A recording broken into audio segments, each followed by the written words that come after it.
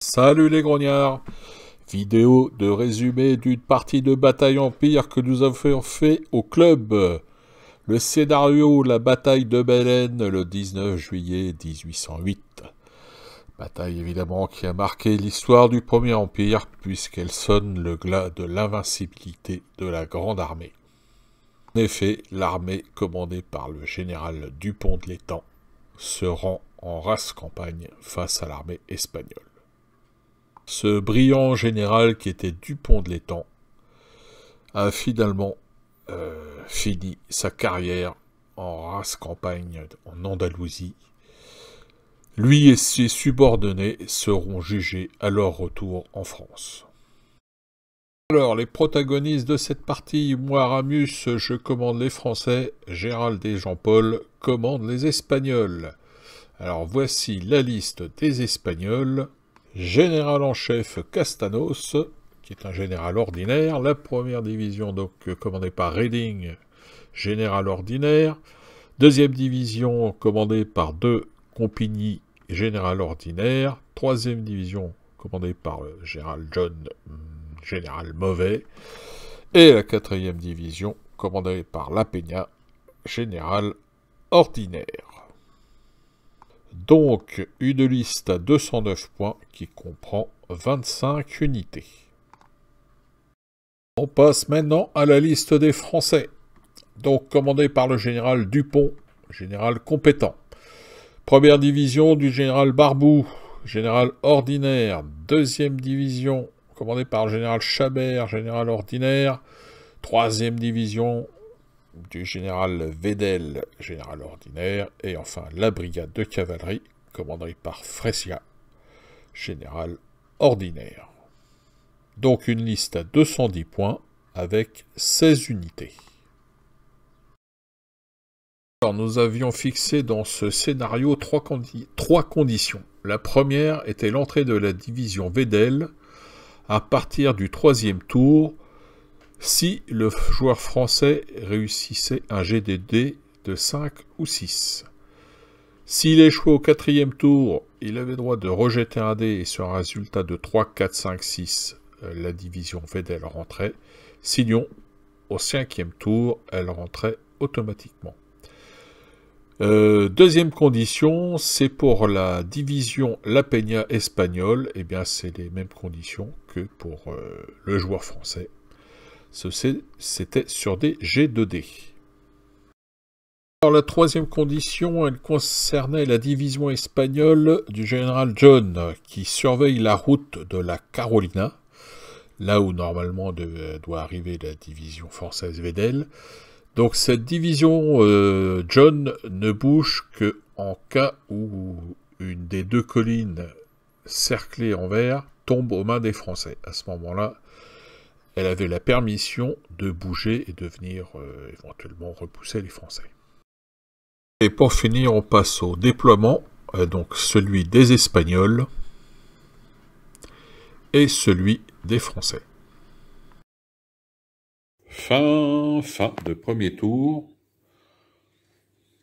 Donc il y a eu tir d'artillerie des Espagnols sur les Suisses. 2 batteries. Voilà, 2 batteries qu'on tirait. Ça fait une perte et test de morale échoué. Donc ils ont reculé. Voilà, sinon...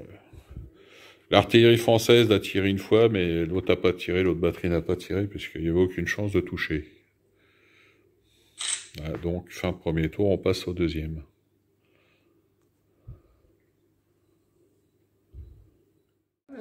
Fin de tour 2, donc, il y a eu des échanges de feu sur toute la ligne. Important. Donc, au bas, il y a des attritions. Là, eux, ils ont subi 2 pertes, ils sont en désordre. Ils ont subi une perte, ils sont en désordre. Là, donc, sur toutes les lignes, il y a eu des attritions. Là, les Suisses ont encore pris cher du fait de l'artillerie. Donc, ils ont à 2 pertes. Là où on a le régiment d'Irlandais qui a reculé derrière les régiments de Suisse, parce qu'ils ont subi 2 pertes. Et ils sont en désordre. Ouais. Et là, les Français ont subi quand même des pertes avec une attrition par régiment. Ça va être dur. Voilà, ça va être... Voilà, on va passer au tour 3. Et l'entrée éventuelle des renforts.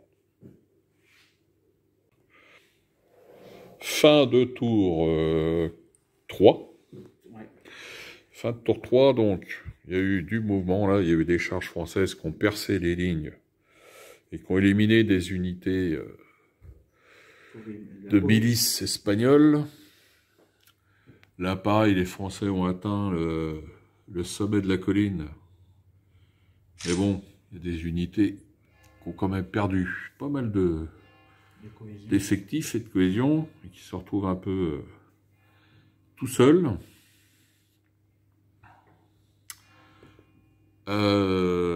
Là, donc, ça s'est reformé. Alors là, oui, aussi, il y a sur un jet de dés, il y a des renforts français qui sont rentrés. Ouais, donc, ils sont positionnés. On fait un jet de dés peut-être pour faire rentrer nos troupes. Après. Bah, ça n'a pas tardé, là. Oui, tout à fait, là, on va le faire. Voilà, donc on va passer au tour 4.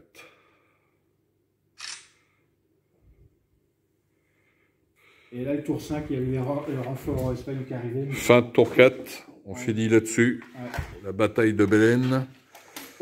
Donc avec les troupes françaises, ouais, qui remportent. Ils ont réussi à contourner.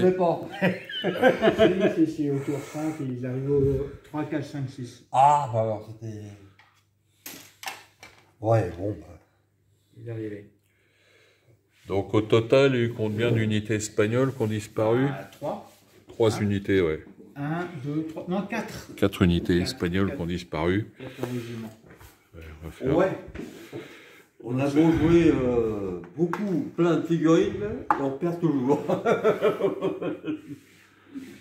Attends, hop.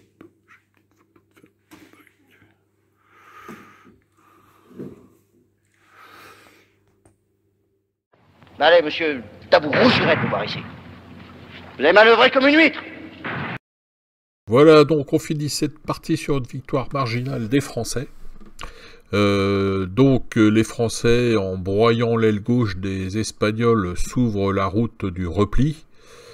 Donc coup de chance quand même pour les Français, puisqu'au troisième tour, sur le jet de dés, ils arrivent à faire rentrer la division Wedel, qui va fixer la division John, et permettent donc à l'aile gauche française, l'aile droite française de continuer à broyer cette aile gauche espagnole, et ainsi la décision de la bataille est faite.